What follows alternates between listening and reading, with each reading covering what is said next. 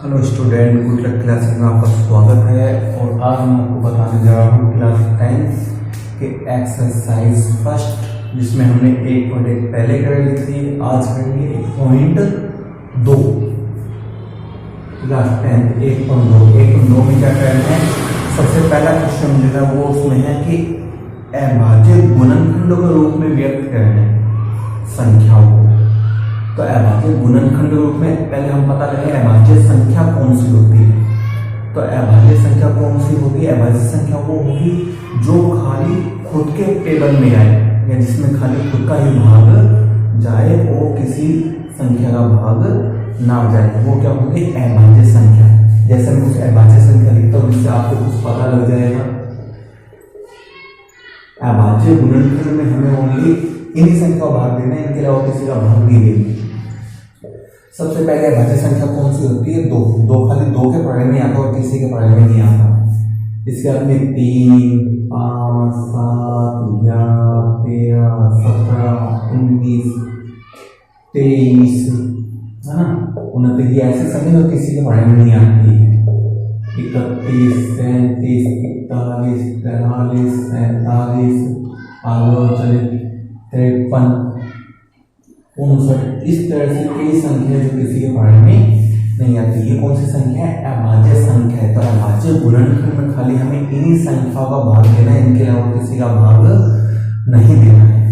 जैसे हम first question को लेके चलते हैं। सबसे पहले ये बताते हैं, ये कहते हैं निम्नलिखित संख्याओं को अभाज्य गुणनखंडों के गुणनफल के रूप में व्यक्त करना है, जिसमें हमें संख्याएं दी है ये 140 दे दी, 156 दे दी, है ना, और हमें दे दिया 38, 25 दे दिया, और हमें दे दिया 5005 दे दिया, है ना, और हमें दे दिया है 74, 29 दे दिया। ठीक है ना। इनके हमें क्या कहना है? इनको अभाज्य गुणनखंडों के गुणनफल के रूप में व्यक्त करना है। तो देखो इनमें से कुछ क्वेश्चन बताता हूँ। जैसे मैं पहले तो फर्स्ट के बारे में कुछ पता लग जाए 140। तो सबसे पहला काम करना है हमें इसके अभाज्य गुणनखंड करने। तो 140 में किसका भाग है? नंबर से चालू करना है 2 से। 0 है पीछे, ये सम संख्या है। जिस संख्या में 0, 2, 4, 6, 8 हो उसमें 2 का भाग चला जाएगा। यानी इसका मतलब इसमें 2 का भाग चला जाएगा। 2 का भाग इसमें 2 7 14, 0 ऐसा कैसा, इसमें 2 का भाग चला जाएगा। 2 3 6, 1 2 5 10। अब पीछे 5 आएंगे, 2 का भाग नहीं जाएगा। 35 बन गया। 35 किसके पढ़ाई में आता है? 3 के में तो आएगा, 5 के में आएगा। 5 7 35, 7 में किसका जाएगा? 7 का। 7 एकम 7। यानी समझिए कि 140 के अभाज्य गुणनखंड वो है 2 × 2 × 5 × 7। इसमें 2 कितने बार में 2 बार है, तो इसको 2 के घर क्या लिख देंगे हम? 2। 5 एक बार है, 7 भी कितनी बार है? एक बार। तो ये हो गया अभाज्य गुणनखंडों के गुणनफल के रूप में। ठीक है। 140 के थे। और बताता हूं मैं, जैसे इसी का बताता हूं मैं 5005 का। ओके, देखो इसमें 2 का भाग जाएगा नहीं, तो पीछे 5 है, विषम संख्या है। 3 का कैसे पता? सभी को योग करके देख लेंगे। जैसे 5, ये तो 0 हो जाएगा, 5 हो जाएगा, 5 में फिर 0 प्लस करेंगे, 5 5 और 5 10। अब देखो 10 3 के बारे में आता है, नहीं आता, इसमें 3 का भाग भी नहीं जाएगा। यदि अंकों के योग में 3 का भाग चला जाए तो उसको संख्या में 3 का भाग जाएगा। पीछे 5, जिस संख्या में इनका आएगा 0 हो या 5, उसमें 5 का भाग जाएगा। इसमें 5 का भाग जाएगा। 5 एकम 5, 0 0, फिर 5 एकम 5। अब तो पीछे ही है, 5 का भाग जाएगा। 5 का 5 चल रहा है, हमें 7 नंबर से चल रहा है। देखो 1001 में 7 का भाग लेके देखते हैं। 7 एकम 7 घटाएंगे 3, ऊपर से 0, 7 चौके 28 घटाएंगे तो 2, ऊपर से 1, 7 3 21, चला गया ना। 7 का भाग कितना है? 144। अब 7 का भाग देंगे तो 7 दूनी 14, 3 रह जाएगा, शेष आगे नहीं जाएगा। तो 7 के बाद आगे क्या है अपने पास? 11। 11 का भाग देके देखते हैं। इसमें देखो नंबर से चल रहा है, तो 11 एकम 11 घटाएंगे 3, ऊपर से 3, 11 3 33। तो 11 का भाग 11 पर कितना आ गया? 13। और 13 वाले किसके बारे में आती है? 13, क्योंकि अभाज्य संख्या है। तो ये होगी इसके अभाज्य गुणनखंड, इसके 5005 की, यानी 5005 के अभाज्य गुणनखंड हो गया 5 × 7 × 11 × 13। वो सभी संख्या एक एक बार है, तो बस दाखिलों पे लिखा नहीं जाएगा, ये इसके क्या हो जाएंगे अभाज्य गुणनखंड। ठीक है ना। आगे चलते हुए छोड़ो बता दो 500 जिससे हमको पता लग जाए। बस ये है कि अभाज्य संख्या में हमें इन्हीं का भाग देना है, ये तो मैंने लिखी है, इनके अलावा और किसी का भाग नहीं देना है। ये इसमें देखो पीछे इकाई का 9 है, तो इनमें 2 का भाग जाएगा। अंकों का योग करके देखें इनका 7 × 4 11, 11 और 2 13, 13 और 9 22, और 22 में 3 का भाग नहीं जाता है, क्योंकि 22 3 के बाद भी नहीं आता, 3 का भाग में कैंसिल हो गया। उसके बाद 5 का भाग किसमें जाता है, मैं बताया जिसके पीछे 0 या 5 और इकाई का, तो इसके पीछे तो क्या है 9, तो वो भी नहीं जाएगा। 7 का भाग देख लेते हैं, 7 का भाग देंगे 7 एकम 7, ऊपर से 4 नहीं जाएगा भाग, ऊपर से एकम को, जब 2 संख्या लेते हैं 0 लगेगी। अब कितने में जाएगा 7 × 6 42, ऊपर से 9 7 एकम शेष बच गया, इसमें भी नहीं जाएगा। आगे चलते हैं, चलते चलो इनमें से कहते संख्या भाग जाने ही जाना है। 7 का दे 7 का नहीं गया, आगे चलते हैं हम 11 का भाग देते हैं। 11 66 घटाएंगे तो 8, ऊपर से 2, 11 7 77 घटाएंगे तो 5, ऊपर से 9, 11 चौके 11 5 55 घटाएंगे तो 4, फिर शेष बच गया। 11 का भाग भी नहीं गया अपना।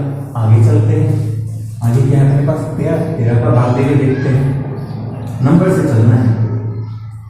13 5 65 घटाएंगे कितना आ गया 9, ऊपर से 2, 13 7 91 घटाएंगे 19, चला जाएगा 13 से, लेकिन शेष बच जाएगा 6, ये भी नहीं।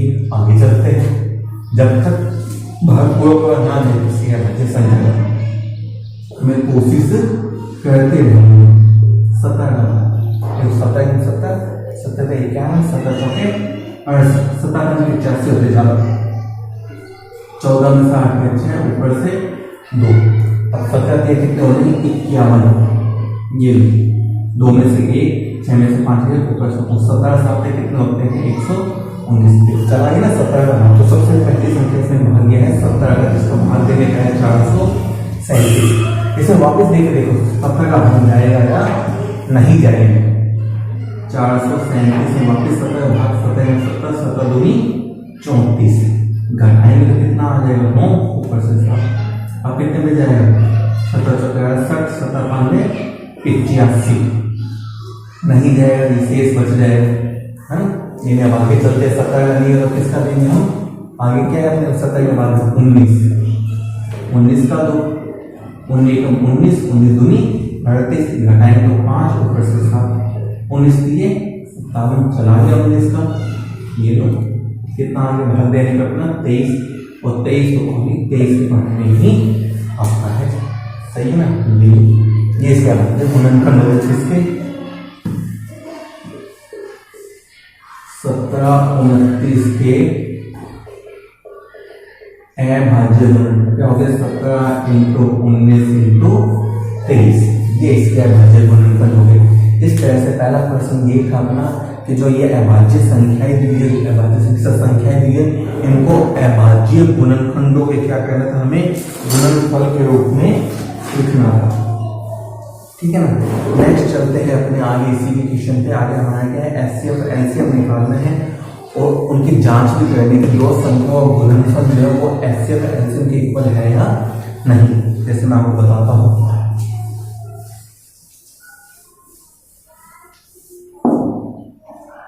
सेकंड क्वेश्चन है अपना, इसमें 3 26 और 91, सेकंड है अपना 510 और 92, थर्ड है अपना 336 और 54। तो इसमें देखना है, इसका हमें एचसीएफ भी ज्ञात करना है, एलसीएम भी ज्ञात करना है, दोनों चीज ज्ञात करनी है। ठीक है ना। और दोनों चीज ज्ञात करने के लिए इसके हमें क्या करने हैं, अभाज्य गुणनखंड करने हैं। उसी तरह जैसे हमने पहले प्रश्न में किया था अभाज्य गुणनखंड ज्ञात, उसी तरह से हमारे अभाज्य गुणनखंड ज्ञात करने हैं। उसके बाद में जो है इनका क्या निकालना है, एचसीएफ भी फाइंड करना है और एलसीएम भी फाइंड करना है। तो पहले से आपको अभाज्य संख्या ध्यान रखना, जो मैंने बताई थी अभाज्य संख्या है, ठीक है ना, उन्हीं का भाग देना है, उनके अलावा किसी का भाग नहीं देना है। तो अपने सामने 3 क्वेश्चन है, 3 में से देखो मैं एक बताता हूँ। जैसे आपको मैं इसका बता दूँ कौन सा बता दिया जाए, अपने मेरे ख्याल से तो तरीका सबका सेम चलेगा, ठीक है ना। मैं आपका सेकंड क्वेश्चन लेके चलता हूँ। इसका 510 और 92, सबसे पहले 510 पे गुणा। देखो इसके पीछे क्या है, 0 यानी 2 का भाग जाएगा इसमें। जब 510 में 2 का भाग देंगे तो 2 दूनी 4 घटाएंगे, ऊपर से 2 5 10 घटाएंगे, ऊपर से 0 2 5 10, यानी 5 का भाग जब कितना आ गया 255। अब पीछे 5 आ गया यानी 2 का भाग नहीं जाएगा। 3 का देखेंगे हम, 3 का कैसे पता लगा, मैंने बताया था अंकों का योग करके देखो, 5 और 5 10 और 2 12 और 12 3 के पार्ट में आते हैं, इसमें 3 का भाग चला जाएगा। कैसे जाए, 3 आते 24 बचे कितने 1 3 5 15। फिर अंकों का योग करके देखो 8 और 5 13 नहीं आते तो ये नहीं जाएगा। आगे चलते हैं 5 का भाग हो जाए, फिर पीछे क्या है 5 ही, इसमें आएगा 0 या 5, उसमें 5 का भाग जाएगा। 5 कम 5 8 और 5 में 3 5 7 35, अब तो इसमें 17 का ही जाएगा। ये तो इसके अभाज्य गुणनफल 92 के रहते इसी तरह से।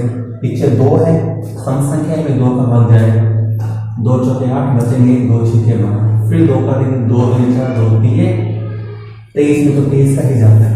यानी इसका मतलब ये है कि 510 के अभाज्य गुणनफल वो तो मेरे पास में आ गई ये, सही है। और 92 के अभाज्य यू आ गए मेरे पास में ये। अब इनका क्या निकालना है, एचसीएफ भी निकालना और एलसीएम भी निकालना है, दोनों चीज। एचसीएफ मतलब महत्तम समावर्तक 1.1 में हमने किया यूक्लिड विभाजन से एचसीएफ, इसमें अभाज्य गुणनफल की सहायता से एचसीएफ ज्ञात करेंगे और एचसीएफ निकलता है highest common factor. In common देखेंगे, कॉमन कैसे, जैसे 2 एक बार तो है दोनों में आ जाएगा कॉमन, दूसरी बार तो नहीं आएगा ना कॉमन, है ना, और तो आएगा एक बार कॉमन आएगा वो हमने लिख दिया, जितने कॉमन आएगा वो हमें लिखना है। 3 देखेंगे, 3 कॉमन आएगा नहीं क्योंकि है ही नहीं, खाली इसी में 5 भी कॉमन नहीं आएगा, दोनों में होगा तभी तो कॉमन आएगा।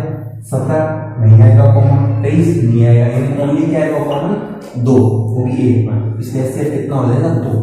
अब बात रही एलसीएम की, एलसीएम में कॉमन नहीं देखा जाता है, एलसीएम में कॉमन नहीं देखा जाता है, सीधे आपको देखना है कि सबसे पहले 2 देखते हैं, 2 सबसे ज्यादा किसमें है, ऊपर वाले में नीचे वाले, तो ध्यान देखो ऊपर वाले में 1 बार है, नीचे वाले में कितनी बार है 2 बार, तो सबसे ज्यादा है जिसमें ना वो लिखो, इसमें सबसे ज्यादा जो कि कितनी बार है 2, तो हम 2 बार लिख देंगे। 3 देखें सबसे ज्यादा किसमें, इसी में, इसमें तो है ही नहीं, तो इसमें कम से कम 1 बार तो है, तो ये लो। 5 देखें सबसे ज्यादा किसमें, ऊपर वाले में है। 17 देखें सबसे ज्यादा किसमें, ऊपर वाले में है, और 23 सबसे ज्यादा किसमें है, ऊपर वाले में, ठीक है ना। ऐसे में कॉमन देखा जाएगा, एलसीएम में संख्या जिसमें सबसे ज्यादा हो वो लिख दो, ठीक है। आगे का गुणा 2 2 4 4 3 12 12 5 60 और 60 का 70 से 70 6 102, ठीक है। इसका 23 से 0 23 दूनी 46 23 एकम 23, तो ये आ गया इसका एलसीएम। अब हमें जांच करनी है, जांच क्या करनी है हमें, जांच ये करनी है, यहाँ बताते हैं कि 2 संख्याओं का गुना जो है किसके इक्वल लेके आना है, एचसीएफ इंटू एलसीएम। 2 संख्या कौन सी जिनका हम एचसीएफ एलसीएम निकाल रहे हैं, इन्हीं का निकालना है, इन दोनों का गुना किसके इक्वल लेके आना है, जो हमने एचसीएफ एलसीएम निकाला है उनको गुणनफल पे। तो एचसीएफ मैंने 2 निकाला है, एलसीएम ये निकाला है, अभी दोनों इक्वल आने चाहिए। तो मैं इसका गुना करूँ तो पहले सिंपल है, 0 2 6 12 2 6 8 9 2 3 6 2 नहीं 4, इधर इनका भी गुना करके देखो तो 0 का आएगा ही। देखो अब 52 को 51 से करके देख लेते हैं, 2 9 5 10 5 45 और 1 46, इनको प्लस करते हैं, देखो बन गया ना ये आगे इक्वल, है ना। यानी 2 संख्या गुणनफल जो होता है वैसे नहीं आप कहो कि उन दोनों संख्याओं के ऐसे वैसे में गुणनफल के क्या होता है, इक्वल होता है। तो इस तरह से हमें एचसीएफ निकालना है और एलसीएम निकालना है। इसका थर्ड क्वेश्चन चलते हैं। उसमें भी हमने क्या निकाले हैं, HCF LCM निकाला, लेकिन बस हमें जांच नहीं करनी है, ठीक है ना, उसमें हमें जांच नहीं करनी है। तो देखो वो और चलते हैं, वो भी बताता हूँ मैं आपको, उसमें भी कैसे निकालेंगे। तो उसमें तीन संख्या दी है, चाहे तीन संख्या दी जाए, 4 दी जाए, 5 दी जाए, अब भाज्य गुणनखंड से निकालना है तो इसी तरीके से ही चलेगा। जैसे ये है पहला अपना 12, 15 और 21, इसका हमें निकालना है HCF 17, 23 और 29, इसका हमें निकालना है HCF 8, 9 और 25, इसका हमें निकालना है HCF, ठीक है ना। इसमें इसका क्वेश्चन लेके चलता हूँ। 8, 9 और 25, तो पहला काम तो हो गया भाज्य गुणनखंड। इसमें पहले 2 का बनेगा, 2 चौके 8, फिर 2 का 2 फिर 2 का 2 एकम 2, 9 में पहले किसका जाएगा, 3 का, 3 3 9, 3 एकम 3, 25 में किसका जाएगा, 5 की जाएगा, 25 5 एकम 5। अब 8 के अभाज्य गुणनखंड, 8 के अभाज्य गुणनखंड 2 इंटू 2 इंटू 3 आ गई। 9 के अभाज्य गुणनखंड 3 इंटू 3 आ गए। 25 के अभाज्य गुणनखंड 5 इंटू 5, देखना वही ऐसे ऐसे कहेंगे, कॉमन देखेंगे। अब 3 से तीनों में कॉमन देखना है, 2 देखो आएगा कॉमन, तीनों में है ही नहीं, क्योंकि 2 उसी में ऊपर वाले, 3 देखो आएगा कॉमन, है ही नहीं, तो बीच वाले में होंगे, 5 आएगा तो बीच वाले में। तो ऐसे में कुछ भी नहीं है कॉमन, जब कुछ भी कॉमन नहीं आता है ना तो क्या आता है, 1, क्यों, क्योंकि सबके गुणा में 1 तो होता ही है, ठीक है ना। इसलिए ऐसे क्या आएगा इनका 1, ऐसे कभी 0 नहीं होगा।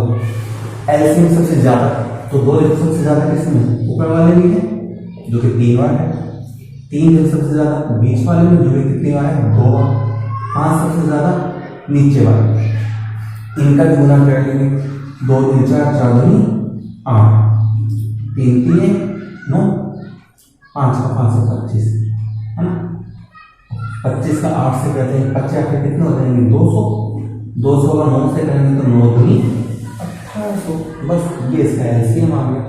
3 संख्याओं की जांच नहीं होगी, इसकी जांच खाली 2 संख्याओं के लिए ही होती है। तो इस तरह से हमने अभाज्य गुणनखंड की सहायता से क्या निकाले हैं, HCF और LCM निकाले हैं। इसका आगे और भी क्वेश्चन है, आगे अपने 3 ही हुए क्वेश्चन है, इसके 7 क्वेश्चन है, वो अपने कल करते हैं, इसी तरह से करेंगे। तो आज के लिए इतना ही, उम्मीद आपको ये वीडियो पसंद आई होगी, इसकी प्रैक्टिस की है, ठीक है ना। HCF निकाला है, LCM निकाला, किस तरह से निकाला जाता है और बताएंगे इसके नेक्स्ट टाइम। तो आज के लिए इतना ही, गुड बाय।